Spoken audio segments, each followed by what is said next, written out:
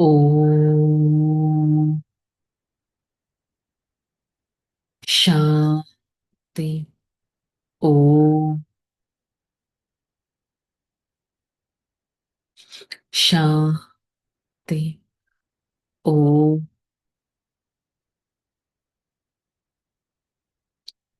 శాంతి. ఓం శాంతి. నేను ఆత్మ, దివ్య గుణధారి ఆత్మను. దివ్యమైన దైవీ గుణాలు నా సొంతం. సదా శ్రేష్టతా జీవితంతో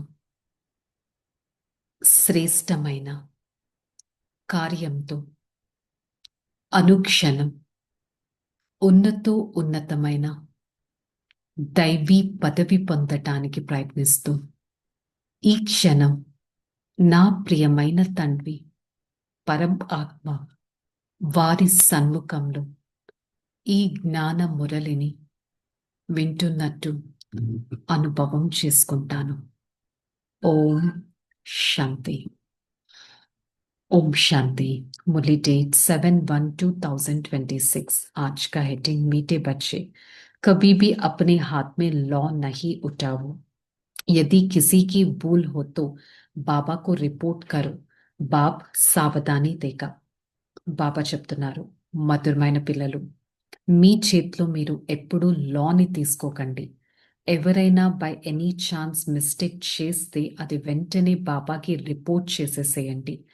జాగ్రత్తగా ఉండండి, సావధానపరచండి. బాబాకి రిపోర్ట్ చేయండి, కానీ మనం మన చేతిలో లా అనేది తీసుకోకూడదు. ప్రశ్న: बाबा ने कौन सा कॉन्ट्रैक्ट उठाया है? उत्तर: बच्चों को अवगुण निकालने का कॉन्ट्रैक्ट एक बाबा के ही उठाएगा। बच्चों की कमियां बाप सुनता है तो वह निकलने के लिए प्यार से समझाने देता। अगर तुम बच्चों को किसी भी खामी दिखाई देता तो और उसको हाथ में ला नहीं लिटाना। బాబా ఏ కాంట్రాక్ట్ తీసుకున్నారు? పిల్లల అవగుణాలను తొలగించే కాంట్రాక్ట్ ఒక్క భగవంతుడు మన తండ్రియే తీసుకున్నారు. పిల్లల్లో ఏవైనా లోపాలు ఉంటే వాటిని బాబా ప్రేమగా చెప్తారు తొలగించుకోవడానికి. ప్రతిరోజు మురళిలో చెప్తారు కదా, ఎలా ఉండాలి, ఎలా ఉండకూడదు, ఎలా ఉంటే ఏమవుతుంది అనేది. ఒకవేళ పిల్లల్లో ఏదైనా లోపం కనిపిస్తే దాన్ని తొలగించే కాంట్రాక్ట్ ఒక్క భగవంతుడిదే. అంతేకాని పిల్లలైన మీది కాదు. మీ చేతిలోకి మీరు లా తీసుకోకండి. ఆ లాతో మీరు వేరే మిస్టేక్స్ చేయకండి. వాళ్ళని కరెక్ట్ చేసే ప్రాసెస్లో మీరు వేరే మిస్టేక్స్ చేయకండి అని బాబా చెప్తున్నారు. ओम शांति। मीठे मीठे रूहानी बच्चे आते ही बाप रिफ्रेश होने, क्योंकि बच्चे जानते बेहद का बाप बेहद की विश्व की बादशाही लेना ही। మధురాతి మధురమైన ఆత్మిక పిల్లలు బాబా దగ్గరికి వచ్చారు. ఎందుకు వచ్చారు? రిఫ్రెష్ అవ్వడానికి. అనంతమైన తండ్రి పిల్లలకి అనంతమైన విశ్వ రాజ్య పదవిని ఇస్తారు. అనంతమైన తండ్రి విశ్వానికి యజమానిగా తయారు చేస్తారు. ఈ బేసిక్ పాయింట్ మనం ఎప్పుడూ మర్చిపోకూడదు. కానీ ఏమవుతుంది? మాయ మన చేత మరిపింప చేసేస్తుంది. ఒకవేళ మీరు మర్చిపోవట్లేదంటే ఎంతో సంతోషంగా ఉంటారు. వాహన లైఫ్, వాహన జీవితం, వాహన బాబా ఎంతో సంతోషంగా ఉంటారు. బాబా అర్థం చేస్తున్నారు, పిల్లలు అనుక్షణం గుర్తుపెట్టుకోవాలి. దీనికి బాబా ఇచ్చే సింపుల్ యుక్తి ఏంటి? మీరు బ్యాచ్ని పెట్టుకోండి. బ్యాచ్ మిమ్మల్ని గుర్తు చేయిస్తుంది. బ్యాచ్ మీద క్లియర్గా ఉంటుంది కదా, శివ బాబా ఉంటారు, లక్ష్మీనారాయణ ఉంటారు, బ్రహ్మ కనిపిస్తారు. సో అది వెంటనే చూస్తే మనకి గుర్తొస్తుంది. నడుస్తూ తిరుగుతూ బ్యాచ్ని చూస్తూ ఉంటే తెలిసిపోతుంది. బాబా స్మృతి ఆటోమేటిక్గా లభిస్తుంది. బాబా స్మృతితో నేను ఈ విధంగా తయారవుతానని లక్ష్మీనారాయణ పిక్చర్ ద్వారా తెలుస్తుంది. మరి ఎట్ ద సేమ్ టైం దీంతో పాటు ఆత్మనైన మనం దివ్య గుణాలను కూడా ధారణ చేయాలి. ఈ సమయంలో మనకి నాలెడ్జ్ లభిస్తుంది. బాబా చెప్తున్నారు, మధురాతి మధురమైన పిల్లలు రాత్రింపగళ్ళు ఎంతో మధురాతిమైన పిల్లలు, మధురాతిమైన పిల్లలు. మధురతతోనే బాబా చెప్తారు కదా. బాబా ఉన్నదే చాలా మధురమైన వాళ్ళు, మీఠా మీఠా బాబా. సో అందుకని మీటే మీటే బచ్చి అని పిలుస్తారు. సో బాబా మధురమైన వాళ్ళు, పిల్లలు మధురమైన వాళ్ళు. మరి బాబా అనంతమైన తండ్రి. కాకపోతే పిల్లల్లో దేహాభిమానం వచ్చేస్తే మధురత అనేది పోతుంది. దేహాభిమానం, బాడీ కాన్షియస్ వచ్చేస్తే సో అప్పుడు ఏమైపోతుంది? పిల్లలు మధురంగా ఉంటారు, బాబా మాత్రం సదా మధురాతి మధురంగానే ఉంటారు. కొంతమంది పిల్లల్లో కోపం వచ్చేస్తుంది. అప్పుడు బాప్దాదా కూడా వాళ్ళని చూస్తే ఏమీ చేయలేరు. బాబాకి అనిపిస్తుంది అసలు ఈ పిల్లలు ఎందుకు ఇలా చేస్తున్నారు అనేది. కభీ బ్రాహ్మణి పర్ కభీ ఆపస్ మే నారాజ్ హో పడతా హే. అప్పుడప్పుడు బ్రాహ్మణి టీచర్ పైన కోప్పడతారు, లేకపోతే వేరే వాళ్ళ పైన కోప్పడడం మొదలు పెడతారు. అనంతమైన తండ్రి ఉన్నారు కదా పిల్లలకి శిక్షణ ఇవ్వటానికి. ప్రతి ఊరులో వెళ్ళేసి అందరికీ మీరు చెప్పాల్సి వస్తుంది. ఎట్ ద సేమ్ టైం మీకెప్పుడైనా ఏదైనా కలిగితే మీరు కోప్పడకండి, రిపోర్ట్ బాబాకి ఇవ్వండి అని చెప్తున్నారు. అనంతమైన తండ్రి ఉన్నారు. మనం కోప్పడితే దాన్ని ఏమంటారు? దేహాభిమానం అని అంటారు, బాడీ కాన్షియస్నెస్ అని అంటారు. అందుకే బాబా అంటున్నారు, పిల్లలు సోల్ కాన్షియస్గా అవ్వండి, ఆత్మ అభిమానిగా అవ్వండి. పిల్లల పరిస్థితి కింద పైన అయిపోతూనే వస్తుంది. మాయ సమర్థవంతమైన పిల్లలతోనే, స్ట్రాంగ్ పిల్లలతోనే ఇంకా ఫైట్ చేస్తూ ఉంటుంది, యుద్ధం చేస్తూ ఉంటుంది. యాక్చువల్లీ పిల్లలైన మీరు మహావీర్, హనుమంతుల్లాగా అంత స్ట్రాంగ్గా, బ్రేవ్గా మీరు కనిపించాలి. కానీ అలాంటి పిల్లల్ని కూడా మాయ కదిలించడానికి ఎంతో శ్రమ చేస్తూ ఉంటుంది. సో బాబా పిల్లల పరీక్షను కూడా చేస్తారు. మాయ కూడా పరీక్షిస్తూ ఉంటుంది. కానీ పిల్లలు సదా అప్పుడప్పుడు ఓడిపోవడం, అప్పుడప్పుడు గెలవడం అనేది చేస్తారు. లడాయి మే స్మృతి విస్మృతి సబ్ హోతా హై. ఈ యుద్ధంలో స్మృతి విస్మృతి అనేవి అన్నీ వస్తాయి. ఎంతగా మీరు స్మృతిలో ఉంటారో, నిరంతరం బాబా స్మృతిలో ఉంటారో తప్పకుండా ఉన్నతమైన పదవియే పొందుతారు. బాబా వస్తున్నారు అనంతమైన చదువును చదివించడానికి. సదా చదివిస్తూనే ఉంటారు. మరి మన కర్తవ్యం ఏంటి? శ్రీమతం పైన నడవాలి. శ్రీమతం పైన నడుస్తేనే ఎంతో శ్రేష్టంగా అవుతాం. శ్రీమతం పైన నడవకపోతే శ్రేష్టంగా మనం అవ్వలేము. సో బాబా ఏం చెప్తున్నారు? పిల్లలకైతే బాబా శ్రీమతం చెప్తారు, పిల్లలైతే శ్రీమతం పైన నడవట్లేదు. కొంతమంది పిల్లలు కోపంలోకి వచ్చేస్తున్నారు. క్రోధం చేయడం నో, నాట్ యాక్సెప్టెడ్ అని బాబా అంటున్నారు.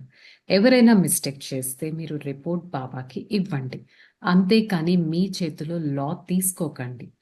గవర్నమెంట్ లా అనేది తీసుకోదు కదా. గవర్నమెంట్ కూడా ఫస్ట్ ఒక step by step grievance process అంతా చూశాక కదా తన చేతిలోకి లా తీసుకుంటుంది. మరి మీరెందుకు మీ చేతిలోకి లా చూస్తున్నారు? ఎవరైనా మిమ్మల్ని కోపంగా చూస్తే మీరు వాళ్ళనేమి కోపంగా చూడకండి, రిపోర్ట్ చేయండి వారు ఈ విధంగా ఉన్నారు అనేది. ఎవరైనా మీ మీ ముందు ఏదైనా మాట్లాడినా మీరు వెంటనే సైలెంట్ అవ్వండి. బాబా మనకి సావధానం, జాగ్రత్త ఇస్తున్నారు. పిల్లలు చాలా యుక్తిగా ఉండాలి, మధురంగా మాట్లాడాలి.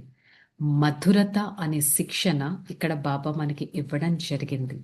అంతేకాని బాడీ కాన్షియస్లోకి వచ్చేశారు అంటే మీరు మీ పదవిని కూడా తక్కువగా చేసుకుంటారు. మీకు మీరు చాలా మోసపోతారు. ఎంత వీలైతే అంత ప్రేమగా బాబాని స్మృతి చేయండి. అనంతమైన తండ్రితో అనంతమైన ప్రేమను మీరు చూపించాలి. ఎట్ ద సేమ్ టైం విశ్వానికి యజమానిగా కూడా మీరు అవ్వగలరు. సో దివ్య గుణాలను కూడా ధారణ చేయాలి. ఎవ్వరిని నిందించే పని చేయకూడదు. దేవతలు ఎవరినైనా నిందిస్తారా? కొంతమంది పిల్లలు ఎలా ఉంటారంటే అసలు నిందించకుండా ఉండనే ఉండలేరు అని ఉంటారు. బాబాకి చెప్పండి, బాబా ప్రేమగా అర్థం చేయిస్తారు. లేకపోతే మీరు వేరే వాళ్ళకి చెప్పి వాళ్ళు మారక టైం వేస్ట్ అనేది అవుతుంది.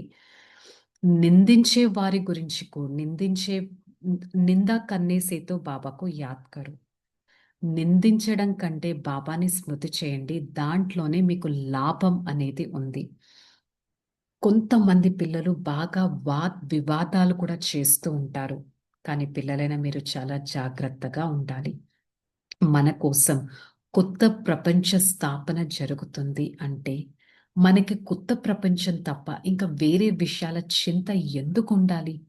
ముఖ్యమైనది బాబా స్మృతి, దైవీ గుణాలు. పిల్లలైన మీరు కూడా చక్రంని ఎంతగానో స్మృతి చేయాలి. స్మృతి మీకు చాలా సహజం అయిపోవాలి. ఇది 84 జన్మల చక్రం కదా! మొత్తం సృష్టి యొక్క ఆది, మధ్య, అంతిమం యొక్క డైరెక్షన్ మీకు తెలిసిపోయింది. మరి మీరు ఇతరులకు కూడా చాలా ప్రేమగా అర్థం చేయించాలి. అనంతమైన తండ్రి విశ్వానికి యజమానిగా తయారు చేస్తారు. రాజయోగాన్ని నేర్పిస్తున్నారు. మనకి తెలుసు వినాశనం సన్ముఖంలోనే ఉంది. ఇప్పుడు మనం సంగమ యుగంలో ఉన్నాం. మన కోసం కొత్త ప్రపంచ స్థాపన, పాత ప్రపంచపు వినాశనం అనేది జరుగుతుంది. బాబా మనకి ఎంతో సావధానపరుస్తున్నారు. స్మరిస్తూ స్మరిస్తూ సుఖాన్ని పొందుతూ ఉండండి. మీలో ఉన్న కలశాన్ని, బాధని తొలగించండి. అర్ధకల్పం మీలో అసలు ఏ బాధ లేదు. కానీ ఇప్పుడు మాయా రావణుడు మీ మీకు మొత్తం దుఃఖధామాన్ని స్థాపన చేశారు. మరి పిల్లలైన మీరు కూడా నంబర్ వారీగా పురుషార్థం అనుసారంగా ఎంతో ప్రేమగా ఉండగలగాలి. యాక్చువల్లీ కామచిత పైన కూర్చొని మీరు ఎంతగా కిందకి పడిపోయారు. బాబా నాలెడ్జ్‌ఫుల్. మనకి ఎంతో నాలెడ్జ్ ఇస్తున్నారు. మాయ మన చేత నాలెడ్జ్‌ని మరిపింప చేసేసింది. లేకపోతే మీరసలు యాక్చువల్లీ ఎంత సంతోషంగా ఉండాలి.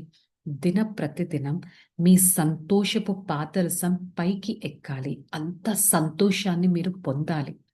సో, దీనికి ఒకటే టిప్ ఏంటి? అనుక్షణం బాబా స్మృతిలో ఉంటే మీకు మీరు రిఫ్రెష్ అయిపోతారు. సెంటర్స్ దగ్గరికి వస్తే వాయుమండలం చాలా బాగుంటుంది. రిఫ్రెష్ అవ్వడం చాలా ఈజీ. బాబా కూడా చెప్తారు, పరివార సహితంగా ప్రతి ఒక్కరికి యాద్ ప్యార్ ఇవ్వండి అని కూడా బాబా సెంటర్‌కి వచ్చినప్పుడు చెప్తూ ఉంటారు కదా!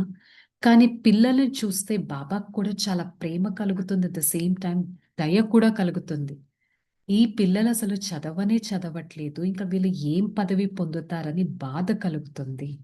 మరి పిల్లలు మీ ప్రతి ఒక్కరి పైన మీకు మీరు అటెన్షన్ పెట్టుకోవాలి. అనుక్షణం బాబా చదువును చదవాలి అనే ప్రబంధాన్ని మీరు పెట్టుకోవాలి. పంచతత్వాల సహితంగా పవిత్రంగా అవ్వాలి. ఎంతో సేవ ఉంది కదా! మాయ కూడా చాలా శక్తిశాలిగా ఉంది మిమ్మల్ని అటాక్ చేయడానికి. సో, మీరు మాయ నుంచి కూడా చాలా జాగ్రత్తగా అవ్వాలి. అనుక్షణం బాబా స్మృతిలో మీకు మీరు రిఫ్రెష్ అవ్వడానికి కూడా ప్రయత్నం అనేది చేయాలి. మీలో ఏవైనా అవగుణాలు ఉంటే దాన్ని తొలగించుకోవడానికి కూడా ట్రై చేయాలి. మీరు ఎంత భాగ్యశాలి ఆత్మ. ఎంత మహిమ బాబా మనల్ని చేస్తారు. మరి మనల్ని బాగుపరిచే కాంట్రాక్ట్ బాబా తీసుకుంటే, ఇతరుల్ని బాగుపరిచే కాంట్రాక్ట్ మనం ఎందుకు తీసుకుంటున్నాం అనేది స్వయం చెక్ చేసుకోవాలి. ధారణలో బాబా అయితే చెప్పారు, కిసీకే అవగుణ్ కో నహీ దేఖ్నా హై. ఎవ్వరి అవగుణాలను చూడకండి, నిందించకండి. ప్రతి ప్రతి క్షణం జగ జగ పర్ ఉస్కా అవగుణ్ నహీ సునానా హై. ఒకవేళ ఎవరి అవగుణాలన్నా మనం చూస్తే ప్రతి చోటకి వెళ్ళి ఆ అవగుణాలను మనం వెళ్ళి వినిపించకండి. మధురతను ఎప్పుడు వదలకండి. క్రోధం అనేది ఉండకూడదు. అది ఎప్పుడు మిమ్మల్ని తినేస్తూ ఉంటుంది. సో, క్రోధాన్ని మీ ఎదురుగా పెట్టనీకండి. పెట్టుకోకండి. ఎంతో జాగ్రత్తగా ఉండండి. ఒక్క బాబా చెప్పిందే మనం వినాలి. దీన్నే అవ్యభిచారి స్మృతి. ఒక్క భగవంతుడినే స్మృతి చేయడము అని అంటారు. మురళిని ఎప్పుడూ మిస్ చేయకూడదు. మురళి సెంటర్స్లో వింటే ఇంకా రిఫ్రెషింగ్గా ఉంటుందని బాబా చాలా క్లియర్గా చెప్పారు. సో మ్యాక్సిమం సెంటర్స్కి వెళ్ళి మురళి వినడానికి ప్రయత్నిద్దాం. వరదానం సదా సాతీపన్కి స్మృతి సే, సదా బాబా నా తోడుగా ఉన్నారు అనే స్మృతి ద్వారా సాక్షి స్థితిలో ఉండే అనుభవం చేసుకునే వారే సదా బాబాతో కంబైన్డ్ స్వరూపధారిగా ఉంటారు. ఏ విధంగా ఆత్మ శరీరం రెండు తోడుగా ఉంటాయో అలాగే ఈ సృష్టిలో ప్రతి పాత్రను కూడా నేను సాక్షిగా అయి చూడాలి. నేను బాబాకి తోడుగా ఉన్నట్టయితే ప్రతి సీన్ చూసినా కూడా నాకు ఎప్పుడు విఘ్నం అనేది కలగదు. సదా నేను జాగ్రత్తగా ఉంటాను సదా బాబాతో తోడుగా ఉన్నట్టయితే. स्लोगन निर्विघ्न और एकरस स्थिति का अनुभव करने के लिए एकाग्रता की अभ्यास करो. నిర్విఘ్న స్థితి ఏకరస స్థితిని అనుభవం చేయాలి అంటే ఏకాగ్రత స్థితిని అభ్యాసం చేయాలి. సో ఈరోజు బాబా మురళిలో మెయిన్గా ఏం చెప్పారు? అవగుణాలను చూడకండి, మధురతని వదలకండి, క్రోధాన్ని ఎదుర్కోకండి, బాడీ కాన్షియస్లోకి రాకండి. ఎవరైనా మీతో గట్టిగా మాట్లాడుతుంటే మీరు సైలెంట్గా ఉండండి. లా మీ చేతిలోకి తీసుకోకండి. సదా సంతోషంగా ఉండాలి. సంతోషపు పాదరసం పైకెక్కుతూ ఉండాలి. సో నేను దివ్య గుణధారి ఆత్మను అని స్వమానంలో ఉండటానికి ప్రయత్నిద్దాం. ఓకే, చలో రిలాక్స్. ఓం శాంతి. నేను ఆత్మ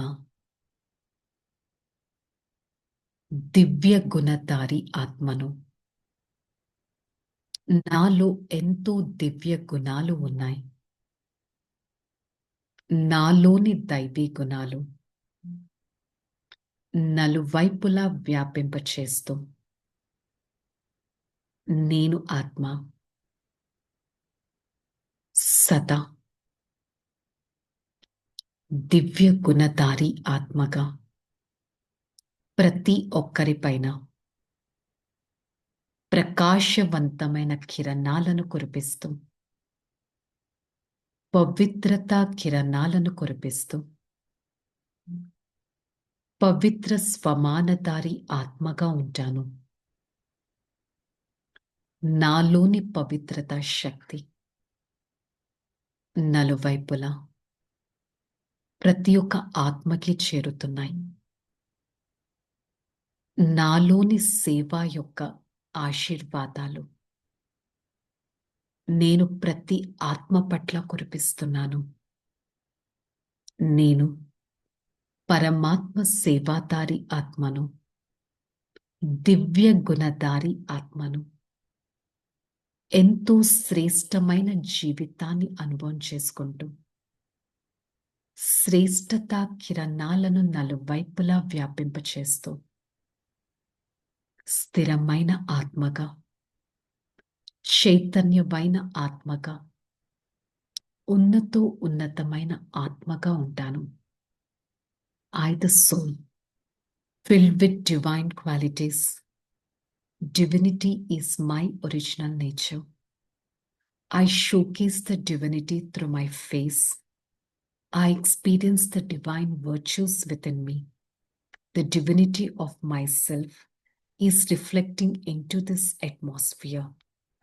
I am the God's divine child.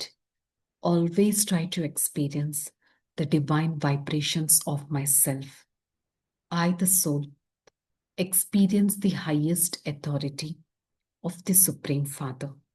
My Father is everything to me. I experience the divine quality of myself. I, the soul, filled with pure vibrations of divinity. I experience such a pure vibrations through every part of this body, and I try to relax my every thought, words, and actions. Such a relaxing stage helps me a refreshing soul. Always experience myself under the canopy of the Supreme Father, and such a relaxing stage makes me to experience the divine vibrations. Hey, Father, thank you so much for showing me the path of purity, sweetness, and divinity. I always try to follow the path of the Supreme Father and be sweet with everyone and spread the vibrations of sweet towards every other soul. Om Shanti, Shanti, Shanti.